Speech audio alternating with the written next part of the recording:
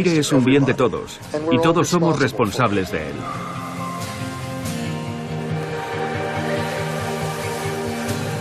El aire limpio no es negociable. Necesitamos aire limpio y lo queremos, aunque también queramos desarrollo. Es una situación de emergencia sanitaria comparable con otras catástrofes. Que mueran 7 millones de personas son muchas muertes, más que las provocadas por otras enfermedades y factores de riesgo. Cada año de inacción y espera conlleva a escala planetaria una cantidad de muertes y enfermedades absolutamente escalofriante.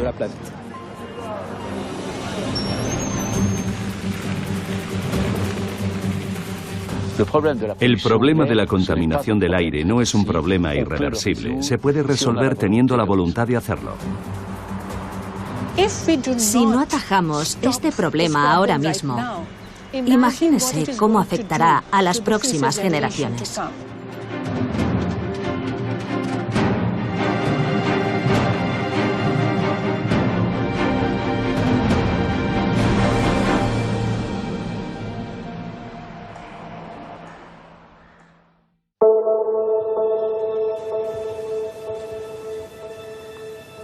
La contaminación del aire es un asesino en serie, cuyas víctimas son invisibles.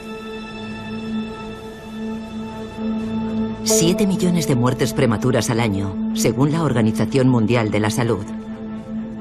Una cifra corroborada por datos científicos muy concretos. Sus agentes letales son los gases y las partículas finas, despedidos a la atmósfera por la actividad creciente de las fábricas, la calefacción urbana o el transporte por carretera.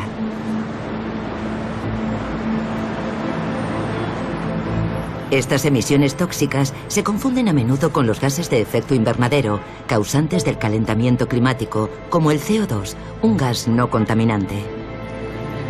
Pero aunque provienen de las mismas fuentes, conllevan otras consecuencias. Los efectos del cambio climático se manifestarán con mucha intensidad a lo largo de las próximas décadas. Tenemos tanta información sobre los problemas climáticos que nos hemos olvidado un poco de los problemas de calidad del aire. Es un problema a muy corto plazo, un problema que se plantea desde hoy mismo porque afecta nuestra salud, porque en el fondo afecta a la gente de hoy. La contaminación atmosférica afecta a todas las megalópolis del mundo a diferentes escalas.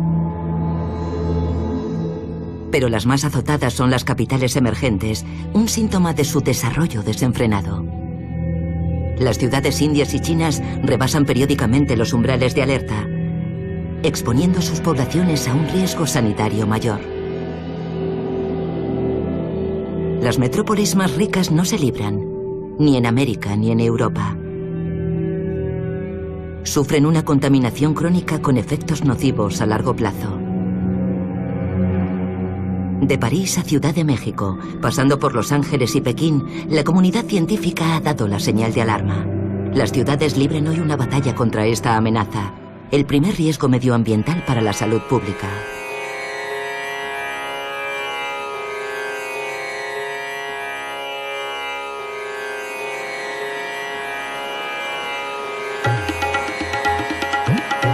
Bienvenidos a Nueva Delhi, la ciudad más contaminada del planeta según la Organización Mundial de la Salud. Con sus 8 millones de vehículos, el doble que hace 10 años, la capital india está viviendo una era de crecimiento desbocado que condena a sus 25 millones de habitantes a un infierno atmosférico. Hay días en los que la concentración de partículas finas en el aire supera 100 veces las recomendaciones sanitarias de la OMS. Micropartículas, pero también dióxido de nitrógeno y ozono. Un cóctel tóxico para los habitantes que pasan horas en sus coches, trabajan en la calle o viven en las aceras. Es una especie de crisis multicontaminante, porque a diario respiramos un cóctel letal de polución. Durante mucho tiempo se creyó que solo las grandes ciudades tenían un problema de contaminación. Pero ahora estamos viendo cada vez más poblaciones pequeñas de la India alcanzar niveles críticos de contaminación. Los primeros estudios sanitarios nos permiten hacernos una idea de la magnitud de la epidemia. 3 años de esperanza de vida menos en la capital y 1,5 millones de muertos al año en todo el país. Y es que la amenaza se propaga más allá de las ciudades de la India a las regiones más pobres.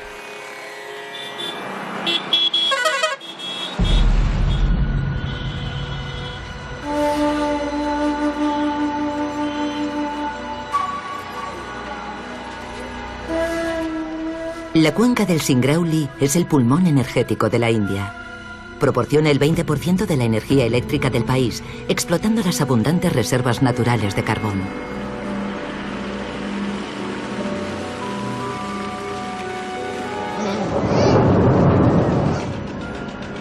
Con sus centrales eléctricas y sus minas desarrolladas a marchas forzadas en los últimos 40 años, Singrauli se ha convertido en una región maldita.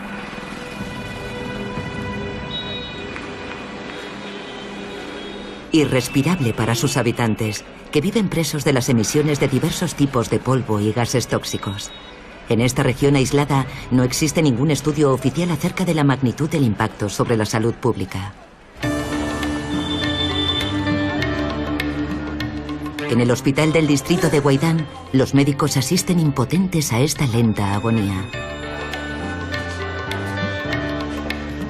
El Dr. Singh lleva 22 años observando una explosión de las infecciones pulmonares y las alergias severas. Respire. Respire.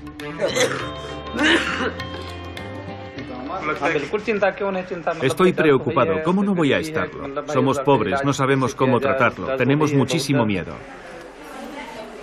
El médico está indignado por el estado de los pulmones de sus pacientes. A lo mejor los habitantes de Nueva Delhi pueden respirar todo el humo de coche que quieran, pero en Singrauli, por lo menos, no tenemos pulmones de acero. En todas las autopsias que hemos hecho en la región, ya estuvieran enfermos o no, los sujetos siempre presentaban partículas de carbón en la superficie de la pleura. Nuestros pulmones están infectados. Cuando voy caminando al trabajo por la mañana, las partículas han caído con el rocío, y cuando corro, todas esas partículas se depositan en mis pulmones. En toda la región no hay un solo sitio seguro para caminar o correr. A pesar de los riesgos sanitarios, el gobierno prevé duplicar su producción de carbón en los próximos 5 años. El objetivo, proporcionar electricidad a los 300 millones de indios que aún no tienen acceso a ella. El ministro de Medio Ambiente reivindica ese imperativo y se niega a recibir lecciones de las potencias occidentales. En Delhi hemos cerrado ya 3 unidades contaminantes y vamos a ajustar otras 2 unidades a las normativas. Estamos planeando construir nuevas centrales en lugares aislados en vez de en ciudades. Es una forma de encontrar un equilibrio. Pero no olvidemos que Estados Unidos también exporta carbón. Si de verdad tanto les molestan las emisiones, los estadounidenses deberían dejar de exportar carbón. Pero no lo hacen, y aún así se permiten darnos lecciones. Europa consume 10 veces más carbón que la India, y eso supone contaminación. Nuestra contaminación solo se va a multiplicar por 2, y daremos acceso básico a la electricidad a los más pobres. Todo el mundo en este planeta tiene derecho a usar la energía del carbón, y a la India se le quiere negar.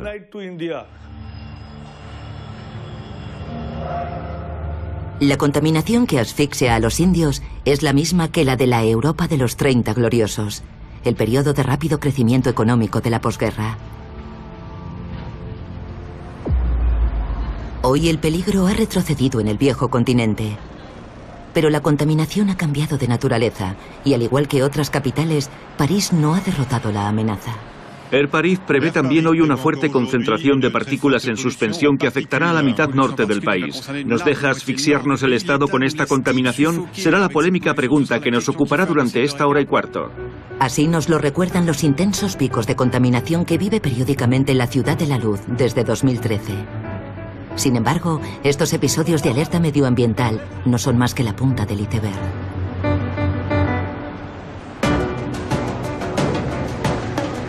Los parisinos respiran mal todo el año. Un aire viciado que les hace perder 6 meses de esperanza de vida.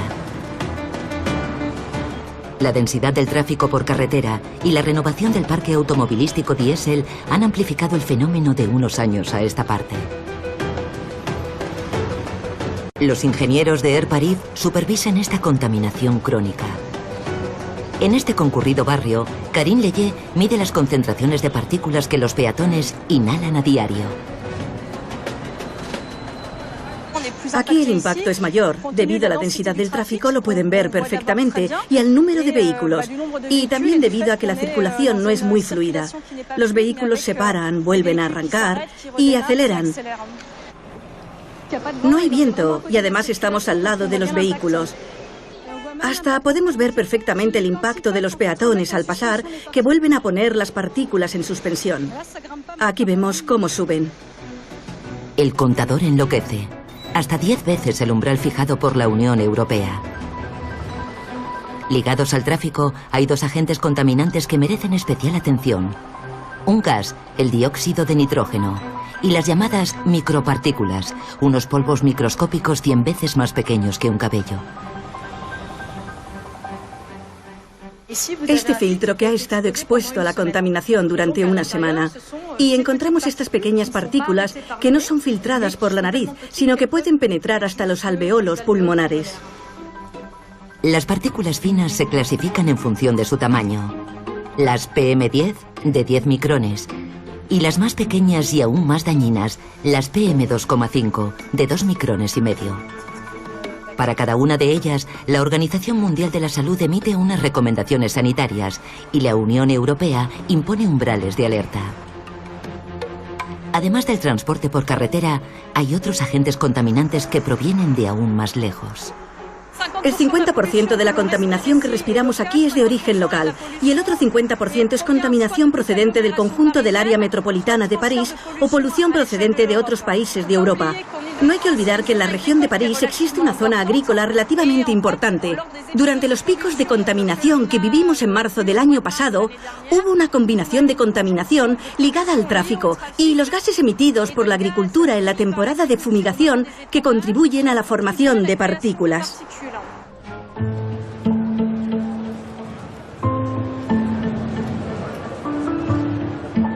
¿Cómo se fabrican estas nubes de contaminación que se ciernen sobre nuestras ciudades tanto en invierno como en verano? Los investigadores del Laboratorio Interuniversitario de Sistemas Atmosféricos estudian toda la complejidad química de la atmósfera gracias a esta máquina. Vamos a inyectar en esta cámara de simulación el mismo tipo de contaminantes presentes en la atmósfera, por ejemplo, en una calle de París o en la zona metropolitana de una gran ciudad. Hoy, el equipo de Jean-François Dusan está reconstruyendo artificialmente un pico de contaminación de verano. Los químicos inyectan en esta cámara aire puro, humedad y 2 de los llamados contaminantes primarios que se forman todos los días en nuestra atmósfera. Te lo dejo así, Eduard, sincronicemos. Un componente del humo despedido por los coches, el xileno, y un gas que también producen los automóviles, sobre todo los diésel, el dióxido de nitrógeno. Adelante, Eduard. Solo falta simular el efecto del sol con estas lámparas para que se produzca la reacción química. Dura varias horas. Es un experimento totalmente invisible, pero para entenderlo mejor lo hemos reconstruido.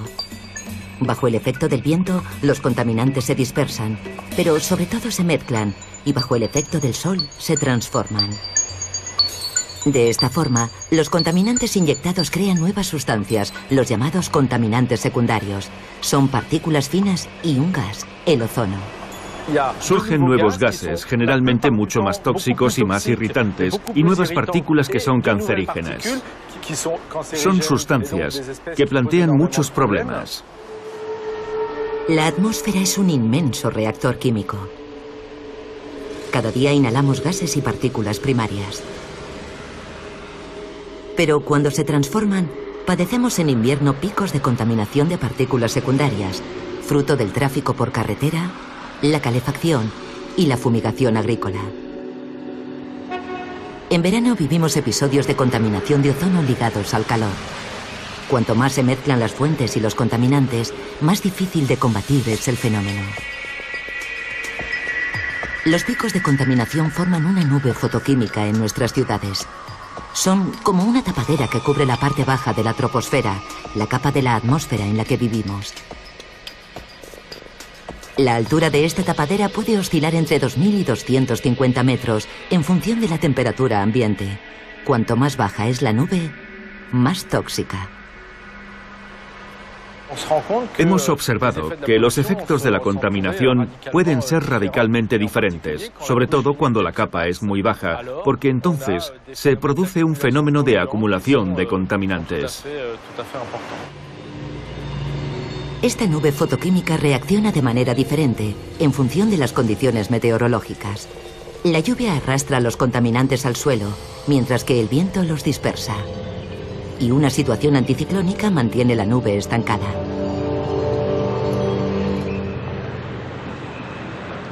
De Ciudad de México a Los Ángeles se ha globalizado un neologismo. El smog, mezcla de smog, humo y fog, niebla. ¿Cómo contaminan estos agentes nuestro organismo? De 10 años a esta parte, los investigadores han estado acumulando pruebas. Desde estudios epidemiológicos hasta experimentos con animales, pasando por la investigación más puntera.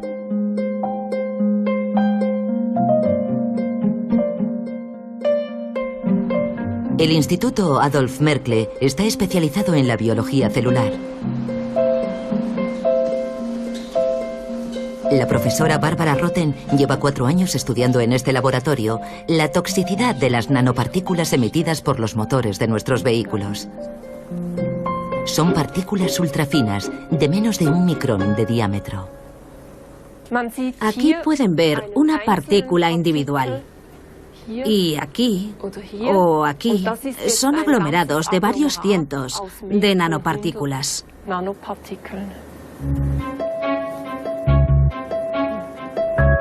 Dentro de este racimo de partículas, un cóctel de componentes altamente tóxicos. Estos polvos microscópicos libran una batalla sin cuartel para alcanzar el corazón de nuestro organismo. Las partículas de mayor tamaño, las PM10 de 10 micrones, son bloqueadas en nuestras fosas nasales por los pelos y las mucosidades. Pero las más pequeñas, las PM2,5, son más peligrosas. Su contenido químico se metaboliza más fácilmente y alcanza los pulmones y los alvéolos pulmonares, la zona de intercambio con la circulación sanguínea. Se sospecha que las nanopartículas, aún más finas, de menos de 1 micrón, pueden atravesar las membranas de nuestros vasos sanguíneos para acceder a nuestro corazón y hasta nuestro cerebro. ¿Cuál es el mecanismo por el que estas nanopartículas propagan su potencial tóxico? Para entenderlo, Barbara Roten ha creado un modelo de pulmón artificial in vitro gracias a un cultivo de células humanas. Concretamente células epiteliales, que tapizan nuestros alvéolos pulmonares y células inmunes con funciones defensivas. En un laboratorio cercano, este modelo de pulmón in vitro es expuesto a los gases emitidos por un motor de gasolina y un motor diésel. El diésel es el que más partículas emite, y los filtros de los motores más recientes dejan escapar las más finas. Tras solo 6 horas de exposición, las células han sufrido daños. Se comparan con unas muestras que no han sido expuestas. Aquí aparecen en color verde fluorescente. Cuando las células se ven expuestas a las partículas del diésel y éstas se adhieren a la superficie de la célula o incluso penetran dentro de ella, pueden provocar distintas reacciones celulares. Pueden crear radicales libres que tienen un efecto oxidante. Pueden provocar reacciones inflamatorias o incluso una reacción en el propio núcleo de la célula que podría modificar su ADN, su material genético. La célula no muere propiamente. sino que más bien sufre una división celular descontrolada, una serie de reacciones inflamatorias que a la larga pueden provocar un cáncer. Estos experimentos en laboratorio evidencian los efectos agudos a corto plazo de las partículas diésel. Después de 20 a 30 años de estudios, la Organización Mundial de la Salud ya considera que las partículas de diésel son cancerígenas. Esta conclusión se basa en gran cantidad de experimentos diferentes, realizados con hombres, con animales y con cultivos de células. Cada tipo de trabajo tiene sus limitaciones. Por eso es preciso hacer diferentes estudios, a largo y corto plazo, para conocer los efectos de las nanopartículas.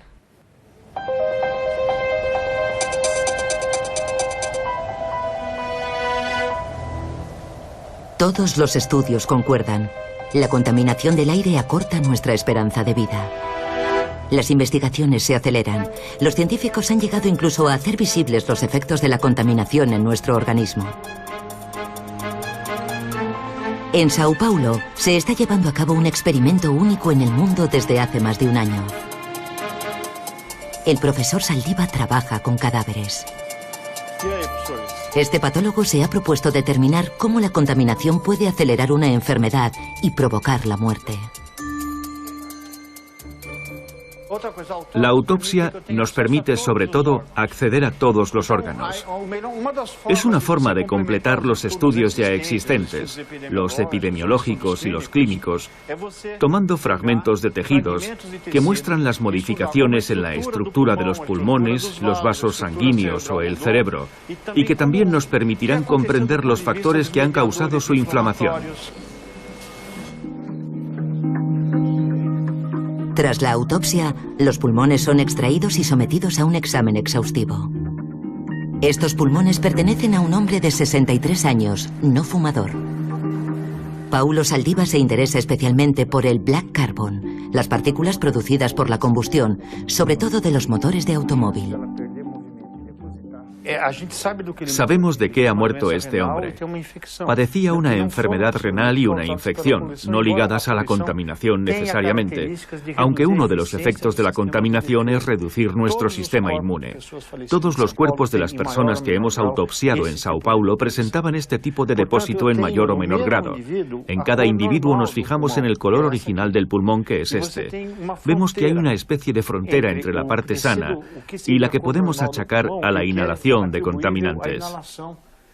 Para un individuo que no fume y que viva en Sao Paulo, lo más probable es que este black carbon provenga de los vehículos. ¿Cómo lo sabemos? Porque cada partícula tiene una firma, una huella digital. Y en Sao Paulo los principales marcadores son el zinc, el manganeso, el aluminio y el hierro. Tratará de identificar esos marcadores gracias a una serie de análisis químicos realizados en los tejidos pulmonares. Explorando más de 2000 cadáveres e investigando el modo de vida y el historial médico de cada persona fallecida. De esta forma, espera que podrá evaluar el impacto de la contaminación sobre un individuo a lo largo de su vida y propiciar una toma de conciencia.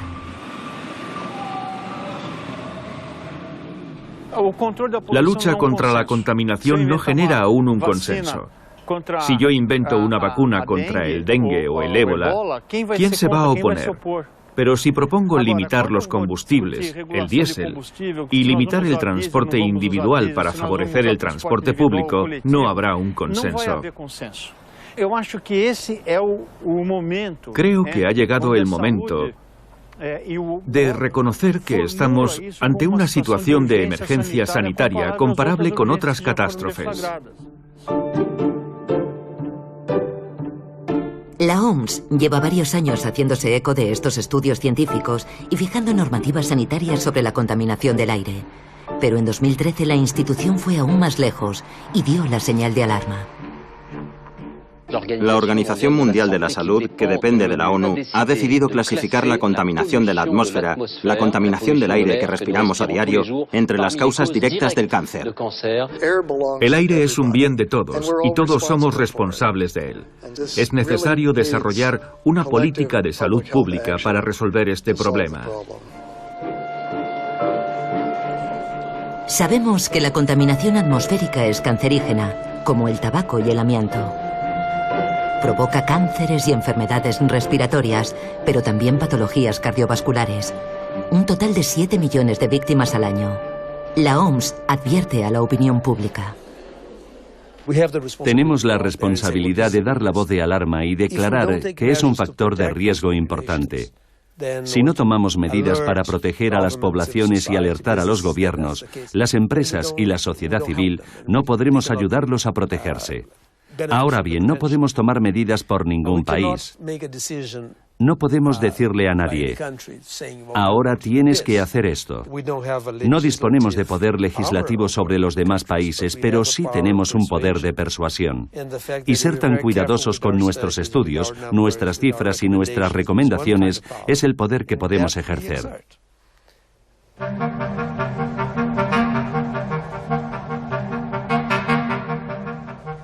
Hasta ahora, los estados han sacrificado el medio ambiente en el altar del crecimiento. ¿Cómo combaten esta plaga? Hoy, todas las miradas están puestas en un país, China.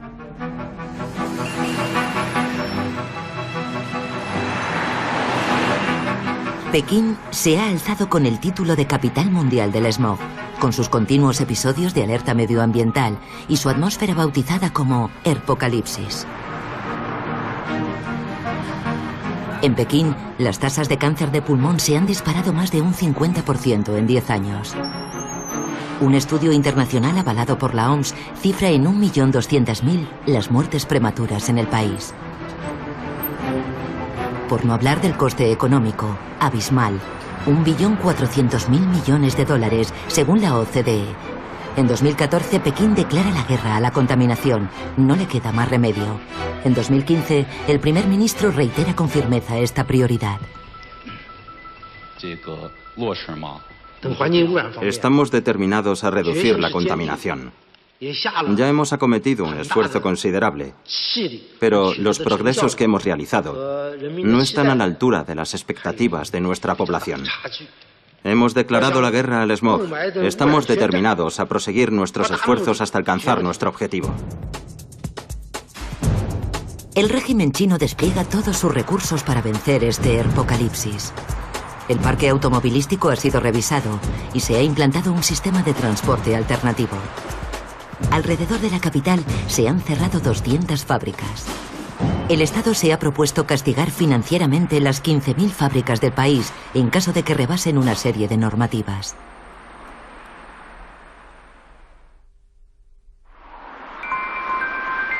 Dos años más tarde, los resultados siguen siendo insuficientes. La corrupción y las reticencias de las provincias chinas ralentizan el proceso. Así lo reconoce el profesor Hao Jimin, uno de los científicos más prestigiosos del país. En ciertas regiones hay mucha corrupción. Todavía no se hace lo suficiente para controlar la aplicación de la ley. El gobierno está dispuesto a combatir la corrupción, pero la toma de conciencia es un proceso largo. China se debate entre la determinación y la constatación de su impotencia. ¿Cuánto tiempo le llevará derrotar la contaminación? Mejorar la calidad del aire en China llevará tiempo. Quizá alcancemos la normativa de la OMS en torno a 2050. Francia todavía no ha alcanzado ese objetivo. Estados Unidos tampoco. Alcanzar la normativa en 2050 es dentro de 35 años. Habrá más de una generación de chinos que deberá vivir en un entorno tóxico. ¿Están preparados para eso? Ustedes, los franceses, no han alcanzado esos niveles en 2 generaciones y, sin embargo, parecen felices. La sociedad china se ha cansado de asfixiarse y se ha sumado a la lucha medioambiental. En marzo de 2015, el estreno de un documental marca un punto de inflexión. Lo firma Chai Jin, una conocida periodista que se ha convertido en el mascarón de proa de este combate. Ha organizado pases públicos de fragmentos de su película en las calles de Pekín. En ellos, critica el laxismo de los gobiernos locales y acusa a las empresas de contaminar con total impunidad. Este olor de dióxido de azufre proviene del humo. No puede ser. Esta contaminación no está controlada. Están contaminando la atmósfera. ¿Por qué no utilizan filtros? Sí que los utilizamos. Entonces, ¿por qué hay tanto humo? El documental tiene un éxito enorme. Más de 200 millones de visitas en las redes sociales en apenas unos días. Preocupadas por los comentarios de los internautas, las autoridades no tardan en censurarlo. Creo que la difusión de su documental debió de recibir algún tipo de apoyo por parte del régimen. De lo contrario, jamás habría tenido la posibilidad de difundirlo en tantas plataformas. Pero es fácil de comprender por qué. En cuanto empezó a tener más repercusión, el gobierno sintió la necesidad de censurarlo. Si al gobierno se le va de las manos, si no ataja esa ola de indignación, los ciudadanos podrán empezar a plantearse una pregunta: ¿quién es el responsable? Si el gobierno no logra proteger a su pueblo y resolver los problemas medioambientales, puede perder toda credibilidad.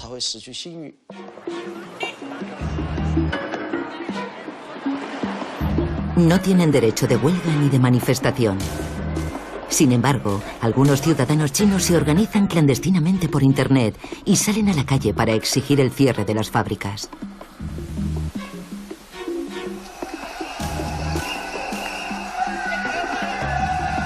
A veces, estos actos espontáneos, pero frecuentes, logran doblegar a las autoridades. Pekín no puede seguir ignorando que su guerra contra la contaminación se ha convertido en una cuestión de estabilidad social. Pero, ¿qué medidas han tomado otras megalópolis que se enfrentaron a la misma crisis medioambiental hace 25 años?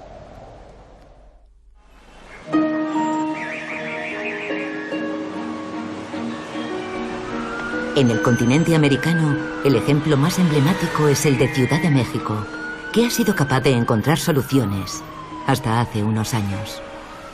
Como sabrán, Ciudad de México es la ciudad más contaminada del mundo. La situación se ha vuelto tan catastrófica que el gobierno ha tenido que renunciar a abrir los colegios.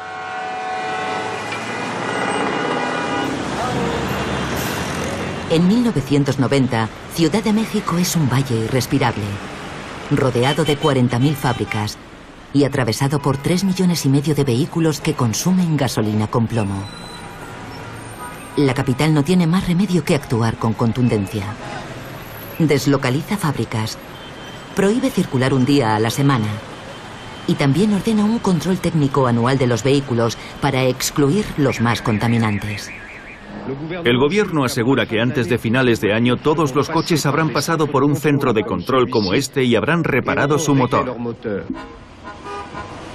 Hoy, Ciudad de México ha ganado 200 días de aire sano al año, según la normativa mexicana, que aún está muy por debajo de la de la OMS. Pero las autoridades ejercen una vigilancia permanente.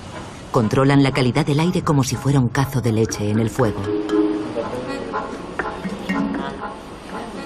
Y el ayuntamiento ha adoptado el principio de la ecología punitiva.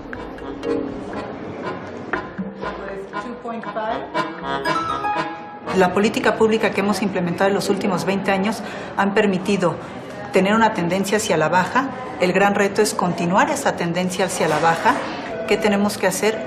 Asumir el costo político que muchas veces esas decisiones no populares implican, pero que para eso estamos aquí en estos cargos públicos, para tomar esas decisiones responsables que en el mediano y largo plazo nos beneficien a todos.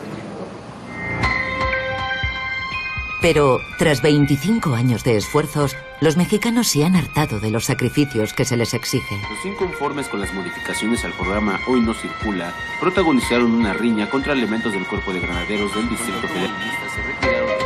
En el verano de 2014, se manifiestan contra la prohibición para los coches de más de 15 años de circular los sábados, castigada con multas de más de 200 euros. Pero sobre todo, el ambicioso plan de Ciudad de México se ve frenado por otra enfermedad que gangrena el país, la corrupción. Constancio Rodríguez es taxista y conoce los trucos de los mexicanos para sortear las leyes. Porque un policía agarra a uno que no está circulando, que no debería circular, y lo primero que hace es pedirle dinero y ya lo deja circular. Le dan una clave en el cual pueda circular ya todo el día y no hay ningún problema. ¿Podrá la ciudad superar este bache? Entre la mala praxis y la urbanización tentacular, la contaminación vuelve a alcanzar niveles alarmantes en Ciudad de México. La capital tiene que acceder a una nueva fase. Y la esperanza viene de los nuevos líderes medioambientales. Marta Delgado encabeza la campaña para imponer las ecobicis. Su objetivo es convencer a los mexicanos de su uso y también exige a las autoridades soluciones de transporte sostenibles. Aquí además tenemos reglas mucho más estrictas que son únicas en la zona metropolitana y ciertamente sería muy bueno pensar que todas estas reglas y políticas se extienden a lo largo del territorio nacional. En la Ciudad de México, los habitantes de la ciudad pienso que han hecho suficientes esfuerzos. Necesitamos pensar en otro tipo de medidas que puedan hacer que la población encuentre el transporte público más conveniente. Hay que poner las soluciones que son convenientes para las personas. No solo esperar a que las personas tengan una conciencia de los problemas muy diversos que tiene la sociedad. Problemas de salud, de economía, de civilidad, de urbanismo, de limpieza, de ecología. Es pues toda una campaña cultural, una revolución cultural que necesitamos tener. Ciudad de México está contra la espada y la pared. Dentro de 10 años, el 80% de los mexicanos vivirá en las ciudades, una perspectiva que amplía el desafío ecológico.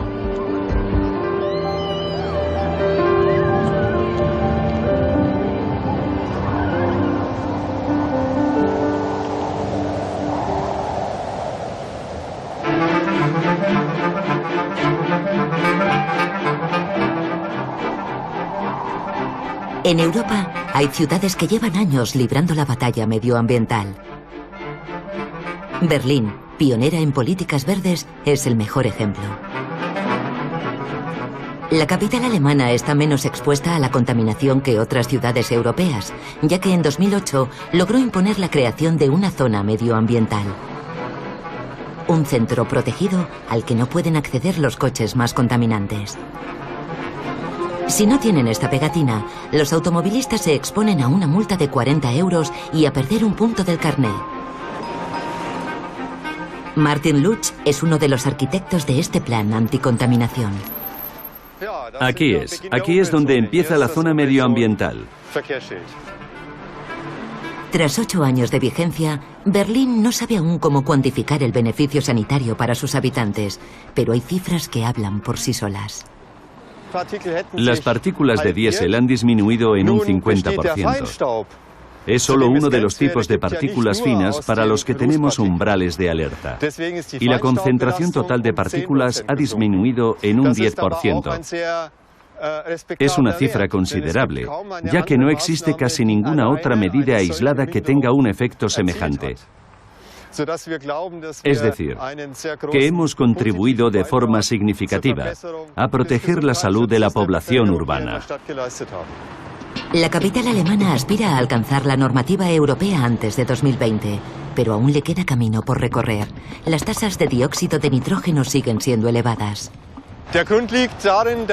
La razón es que tenemos muchos más vehículos diésel que antes.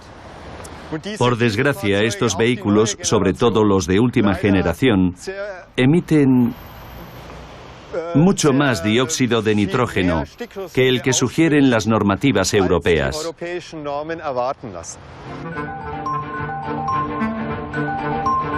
Pese a ser una capital muy verde, ni siquiera Berlín ha llegado a prohibir los coches diésel recientes.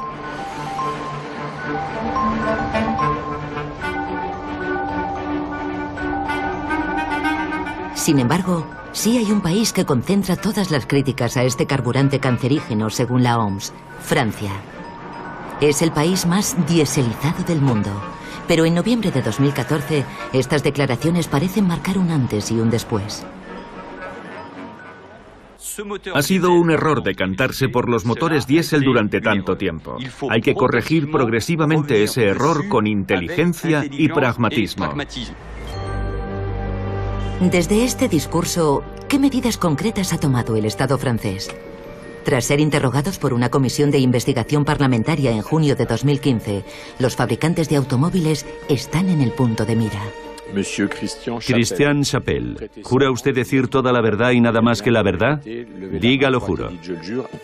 Lo juro. Según ellos, sus nuevos motores diésel son tan limpios como sus motores de gasolina, una versión más que discutible. Los test de contaminación de todos los vehículos europeos se realizan en laboratorio, por lo que no reflejan las condiciones reales de conducción. Todo se ha vuelto aún más opaco en septiembre de 2015, tras destaparse el escándalo de Volkswagen, que manipuló los niveles de contaminación de sus motores. Las ONGs reclaman más transparencia. A falta de test más robustos, no creemos a los fabricantes diciendo que sus vehículos diésel son limpios.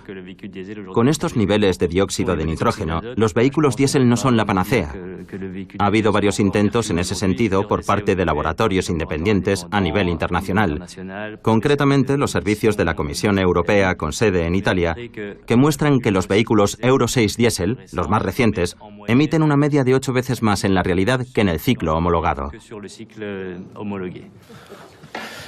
Ségolène Royal, ¿jura usted decir toda la verdad y nada más que la verdad? Levante la mano derecha y diga lo juro. Lo juro. También comparece la ministra de Ecología, Ségolène Royal, quien confirma públicamente que los diésel siguen siendo contaminantes. Pero de ahí a prohibirlos hay mucho trecho. Gracias, señora ministra. Señora ministra, no ha contestado a mi pregunta sobre los motores diésel. ¿Sobre la prohibición de los motores diésel? Dos cosas. A día de hoy no podemos prohibir los motores diésel de la noche a la mañana, puesto que año tras año hemos estado animando a la gente a comprar vehículos diésel. Así que debemos ser sensatos, pragmáticos y estudiar la realidad de los hechos. En segundo lugar, tenemos que saber lo que queremos. Podemos decir que, efectivamente, hay 40.000 muertes prematuras debidas a la contaminación, pero entonces hay que tomar medidas mucho más radicales. ¿Cómo puede ser que haya autobuses diésel en París y que haya taxis diésel en París? ¿Nos dicen que hay entre 20.000 y 40.000 muertes prematuras? Pues se acabó. Decretamos que a partir de ahora los taxis y los autobuses serán eléctricos. ¿Por qué va todo tan lento? Así que todos somos corresponsables de la situación. A mí me parece bien la ideología antidiésel, y es cierto que el diésel es contaminante, pero al mismo tiempo no basta con proclamarlo, hay que tomar medidas. La ministra achaca la responsabilidad a las ciudades. Sin embargo, es el Estado francés el que ha de responder ante Bruselas por no respetar las tasas límite de calidad del aire. París intenta dar ejemplo tomando la iniciativa. La alcaldesa se compromete a liberar la ciudad de todos los vehículos contaminantes antes de 2020. ¿Quién está a favor? ¿Quién está en contra? ¿Alguna abstención? Muy bien, pues sí, esto se merece un aplauso. A partir del 1 de julio de 2016, el centro de París será una zona de circulación reducida, siguiendo el ejemplo de Berlín. Los vehículos anteriores a 1997 quedarán prohibidos, mientras que se incentivará a los parisinos a que utilicen sistemas de coche compartido. Pero, al igual que en Berlín, de momento no se habla de excluir los nuevos diésel. No quiero más diésel en París. Hasta el diésel de nueva generación es peligroso. Es una tecnología del pasado que consume energías fósiles. Hay que pasar a otra cosa, pero al mismo tiempo soy pragmática. Quiero que encontremos soluciones alternativas y que podamos acelerar la transformación de nuestro parque automovilístico, empezando por los vehículos más antiguos, para reemplazarlos por vehículos limpios o eléctricos o incluso ningún vehículo, puesto que es perfectamente posible desplazarse dentro de la ciudad sin poseer un vehículo privado. Y yo estoy haciendo todo lo que puedo para que la ciudad esté a la altura del desafío y a la vanguardia de esta revolución eléctrica. Ya verán cómo en 2020 el paisaje de París no será el mismo. Mientras las ciudades y los estados se pasan la pelota, las medidas siguen siendo demasiado puntuales. La batalla del aire muestra así sus limitaciones. Según los investigadores, hay una dimensión del fenómeno que ha sido totalmente infravalorada por los políticos. Y es el hecho de que la contaminación atmosférica no tiene fronteras.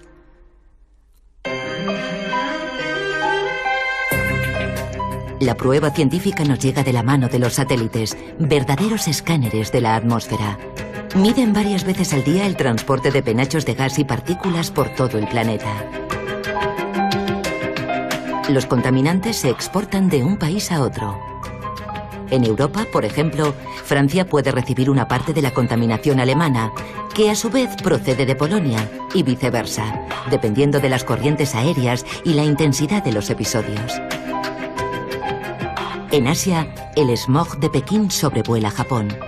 Pero a mayor escala, la nube negra china puede desplazarse a una velocidad vertiginosa.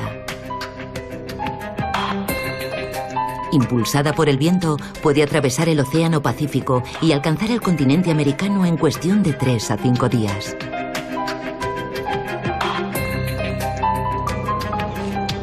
En Boulder, verdadera meca del clima y la química atmosférica, los investigadores llevan varios años estudiando este fenómeno.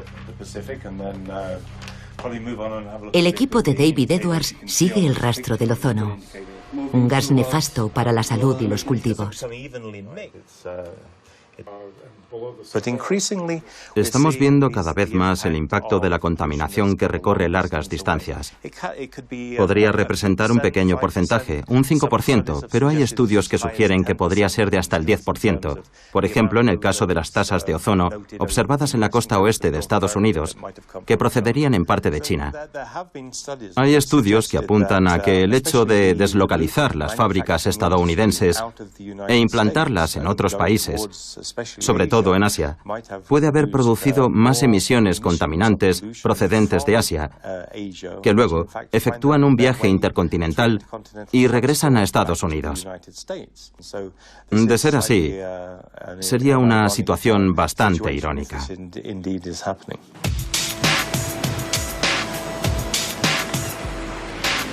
Ironías del destino para California, que tanto empeño ha puesto en convertirse en uno de los estados más limpios de Estados Unidos. California aplica al pie de la letra la Ley de Aire Limpio, la ley sobre calidad del aire más restrictiva del mundo. En Los Ángeles, todo un símbolo de éxito medioambiental en los años 90, las concentraciones de ozono y partículas finas vuelven a estar al alza. En el Valle de San Joaquín, en el centro de California, la nube china ha levantado ampollas. La región supera los umbrales reglamentarios y se niega a pagar las multas por una contaminación que asegura no producir. Para la jefa de la Agencia Gubernamental de Calidad del Aire, es un pretexto falaz. No estoy diciendo que debamos ignorar este fenómeno, pero a veces me preocupa que algunos industriales o que algunas autoridades locales puedan decir, bueno, ¿qué le vamos a hacer? No es culpa nuestra. Todo es culpa de China. Así que podemos ignorar la contaminación que estamos creando nosotros aquí. No sería cierto legalmente. Y tampoco sería cierto científicamente. Todo el mundo debe poner de su parte. No hay un solo malo de la película en este asunto. Todo el mundo comparte la responsabilidad. Una contaminación atmosférica sin fronteras y sin policía internacional. No existe ningún tratado mundial, ni siquiera un índice común de calidad del aire. Frente a la emergencia, el prestigioso climatólogo Guy Brasser aboga por una gobernanza mundial de la contaminación del aire. Europa y Estados Unidos ya abordaron en su momento el problema de la contaminación y de la calidad del aire, y ahora tienden un poco a considerar que no es su problema, que es el problema de China, de la India y quizá de África el día de mañana. Pero los gobiernos deberían ver un poco más allá de la punta de su nariz y comprender que la contaminación en China y la India, aunque no sea de forma directa y visible, también será un problema a largo plazo para nosotros en Europa y en el continente norteamericano.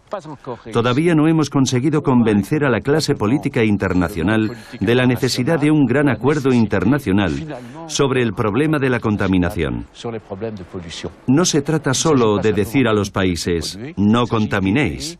Se trata de ayudar a los países a desarrollar su economía, sus infraestructuras y su sistema industrial al tiempo que limitan sus emisiones. Y tenemos que ayudarlos. No podemos esperar 10 años más. Hay que hacerlo cuanto antes. Una emergencia cuya solución exige políticas globales y otras formas de producir y vivir en las ciudades. Los activistas llaman a una movilización planetaria, como la que existe para el cambio climático. Para ellos, la batalla del aire apenas acaba de empezar. Es una batalla que no va a acabar porque para el año 2050 tendremos el 75% de personas viviendo en las ciudades.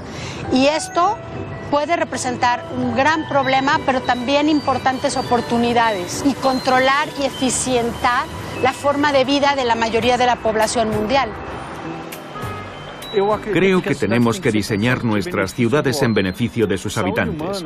La salud pública y la calidad de vida deberían ser elementos clave en las políticas en el entorno urbano. Necesitamos ciudadanos concienciados y necesitamos políticos con voluntad de tomar medidas. Pero lo cierto es que soy optimista, porque creo que una vez la ciudadanía entienda la magnitud de este problema, tenderá a apasionarse por él.